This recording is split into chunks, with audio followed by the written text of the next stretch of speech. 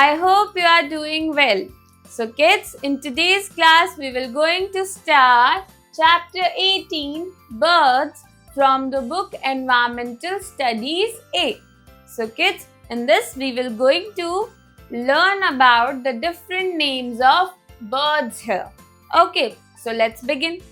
So the first one is pigeon.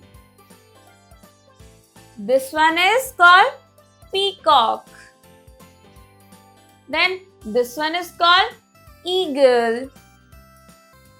This one is called crow. Then this one is called parrot. This one is called sparrow. This one is called duck. Then this one is called owl. And this one is called cock.